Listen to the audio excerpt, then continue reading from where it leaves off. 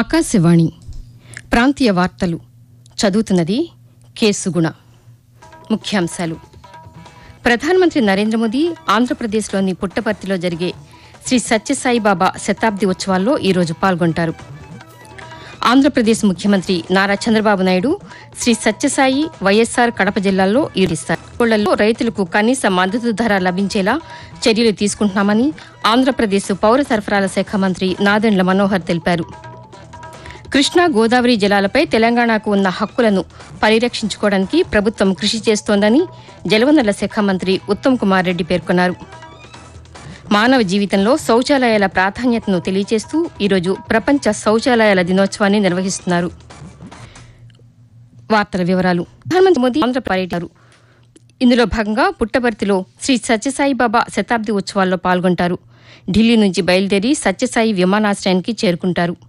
అక్కడి నుండి సాయి కుల్వంత్ సభామందిరం చేరుకుని సత్యసాయి మహాసమాధనలు చేస్తారు. శతాబ్ది ఉత్సవాల సందర్భంగా శ్రీ సత్యసాయి స్మారక నాణం, తపాలా బిళ్లను ప్రధానమంత్రి విడుదల చేస్తారు. అనంతరం హిల్ వ్యూ స్టేడియం చేరుకుని అక్కడ జరిగే సత్యసాయిబాబా జయంతి వేడుకల్లో పాల్గొంటారు. తర్వాత తమిళనాడులోని కోయంబత్తూరుకు వెళ్లి దక్షిణ భారత సహజ వ్యవసాయ సదస్సును ప్రారంభిస్తారు. ఈ కార్యక్రమంలో భాగంగా పీఎం కిసాన్ పథకం నిధులు 18,000 కోట్ల రూపాయలను దేశవ్యాప్తంగా 9 కోట్ల మంది రైతుల ఖాతాలకు విడుదల చేస్తారు.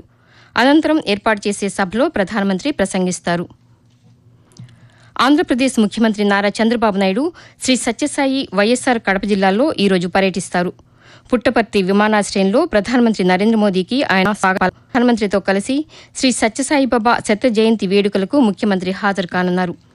ఈ కార్యక్రమం ముగిసిన అనంతరం వైఎస్సార్ కడప జిల్లా కమలాపురం నియోజకవర్గం పెండ్లిమర్రికి చేరుకుంటారు. స్థానికంగా ఉన్న గ్రోమోర్ ఎరువుల కేంద్రాన్ని సందర్శించి కార్యక్రమం అక్కడే ఏర్పాటు చేసిన ప్రజా వేదిక నుంచి అన్నదాత సుఖీభవ పీఎం కిసాన్ 2వ విడత నిధుల విడుదల కార్యక్రమంలో చంద్రబాబు నాయుడు పాల్గొని ప్రసంగిస్తారు. క్షేత్రస్థాయిలో ధాన్యం కొనుగోళ్లను నిర్వహిస్తూ రైతులకు కనీస మద్దతు ధర లభించేలా చర్యలు తీసుకుంటున్నామని ఆంధ్రప్రదేశ్ పౌర సరఫరాల శాఖ మంత్రి నాదెండ్ల మనోహర్ తెలిపారు. ధాన్యం కొనుగోళ్లపై ఎన్టీఆర్ జిల్లా విజయవాడలోని పౌర సరఫరాల భవన్లో ఏర్పాటు చేసిన పాతికేయుల సమావేశంలో మంత్రి నిన్న మాట్లాడుతూ 32,793 మంది రైతుల నుంచి 2,36,284 మెట్రిక్ టన్నుల మేర ధాన్యం కొనుగోళ్లు చేసి 560 కోట్ల రూపాయల నగదును రైతుల ఖాతాల్లో జమ చేశామని చెప్పారు. డిసెంబర్లోపు కొనుగోళ్లను పూర్తి చేస్తామని మంత్రి పేర్కొంటూ, ఇది ఒక అద్భుతమైన కార్యక్రమం. ఈ రోజు వరకు దాదాపు ఒక 500 మంది రైతులు ఈ వాట్సాప్ చాట్ బాట్ ద్వారా దాని సద్వినియోగం 373-593-75 ఈ నంబర్ కి వాళ్ళు జస్ట్ హాయ్ అనే మెసేజ్ పెట్టి వాళ్ళు ధాన్యం అమ్ముకోవడానికి ఒక షెడ్యూల్ అనేది ప్రక్రియ ద్వారా మనం అందించగలుగుతాం. డిసెంబర్ 31వ తారీఖు వరకు మా అంచనాల మేరకు చాలా ఎక్కువగా ధాన్యం కొనుగోలు చేయాల్సిన పరిస్థితి వస్తుంది. సుమారు 14,000 కోట్ల రూపాయల వరకు ధాన్యం కొనుగోలు చేయడానికి మేము సిద్ధంగా ఉన్నాం. చాలా నిజాయితీగా జరగాలనే ఆలోచనతో మేము ముందు తీసుకెళ్తున్నాం. ఆంధ్రప్రదేశ్లోని పురాతన ఆలయాల పునర్నిర్మాణానికి ప్రభుత్వం చర్యలు తీసుకుంటోందని దేవాదాయ ధర్మాదాయ శాఖ మంత్రి ఆనం రామనారాయణ రెడ్డి తెలిపారు. దేవాదాయ శాఖ అధికారులతో నెల్లూరులో మంత్రి నిన్న సమీక్ష సమావేశాన్ని నిర్వహించారు. అనంతరం ఆయన పాతికేయుల సమావేశంలో మాట్లాడుతూ ఇప్పటికే 19 కోట్ల రూపాయలను మంజూరు చేశామన్నారు. రాష్ట్రంలో 141 ఆలయాలలో ధూప దీప నైవేద్యాల కోసం ప్రతి నెల 10,000 రూపాయలను ఇస్తున్నామని మంత్రి తెలియజేస్తూ,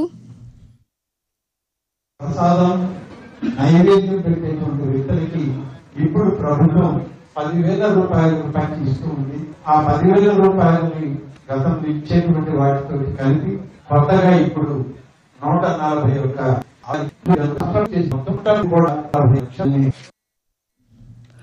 ఆకాశవాణి ప్రాంతీయ వార్తలు వింటున్నారు.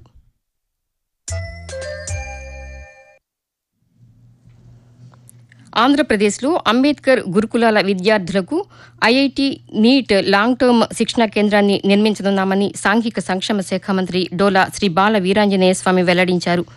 విజయవాడలోని ఐఐటి నీట్ శిక్షణా కేంద్రంలో మంత్రి నిన్న ఆకస్మిక తనిఖీలు నిర్వహించారు. విద్యార్థులకు అందుతున్న సౌకర్యాలు అడిగి తెలుసుకున్నారు.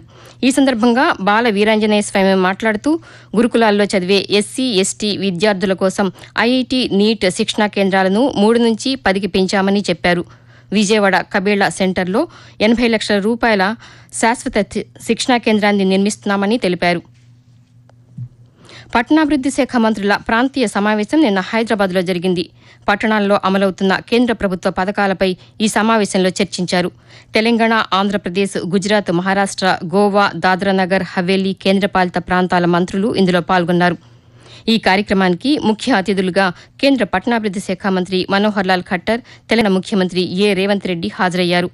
సమావేశం అనంతరం ఆంధ్రప్రదేశ్ పురపాలక శాఖ మంత్రి పి నారాయణ పాతికేయులతో మాట్లాడుతూ, సెంట్రల్ గవర్నమెంట్ ఇచ్చిన ప్రాజెక్టులలో ఏ విధంగా ముందుకు పోతున్నాయి, వాళ్ళకున్న సమస్యలు అనేది స్టేట్కి సంబంధించి ఆ మినిస్టర్తోనూ ఆ కన్సర్న్ అఫీషియల్స్తో చాలా డీటెయిల్గా డిస్కస్ చేశారు. ఆంధ్ర రాష్ట్రానికి సంబంధించి ఈరోజు మెట్రో ఒకటి పెండింగ్ ఉంది, అటు విశాఖపట్నం, విజయవాడ. ఆ రెండింటి మీద డీటెయిల్గా డిస్కస్ చేశాం. దాని మీద త్వరలో నిర్ణయం తీసుకొని చేస్తామని సానుకూలంగా చెప్పారు. ఆంధ్రాకి ఒక 1050 ఎలక్ట్రికల్ బస్సులు శాంక్షన్ చేశారు. ఫస్ట్ వీక్లో కొన్ని రిలీజ్ అవుతున్నాయి. మరొక 350 కూడా యాక్చువల్గా ఇస్తామని చెప్పారు. కృష్ణా, గోదావరి జలాలపై తెలంగాణకున్న హక్కులను పరిరక్షించుకోవడానికి ప్రభుత్వం కృషి చేస్తోందని జలవనరుల శాఖ మంత్రి ఉత్తమ్ కుమార్ రెడ్డి తెలిపారు. ఢిల్లీలోని శ్రమశక్తి భవన్లో కేంద్ర జలశక్తి మంత్రి సిఆర్ పాటిల్తో ఉత్తమ్ కుమార్ రెడ్డి నిన్న సమావేశమై కర్ణాటక ప్రభుత్వం చేపట్టిన ఆల్మట్టి డ్యాం ఎత్తు పెంపు, ఆంధ్రప్రదేశ్ ప్రభుత్వం ప్రతిపాదిస్తున్న పోలవరం బనకచెర్ల ప్రాజెక్టుపై కేంద్ర మంత్రికి వివరించారు. కేంద్ర మంత్రిని కలిసిన అనంతరం ఆయన పాతికేయులతో మాట్లాడుతూ, ఆలమట్టి ఎత్తు పెంపుపై పోరాటానికి న్యాయకోణాలన్నింటినీ పరిశీలిస్తున్నామన్నారు. అలాగే పోలవరం వరద జలాల తరలింపును అడ్డుకుంటామని తెలిపారు.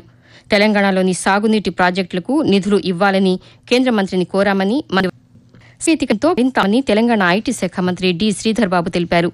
మెటా సంస్థ మీ సేవ సంయుక్త భాగస్వామ్యంలో రాష్ట్ర ప్రభుత్వం అందుబాటులోకి తెచ్చిన మీ సేవ సర్వీసెస్ ఆన్ వాట్సాప్ను హైదరాబాద్లో మంత్రి నిన్న ప్రారంభించారు.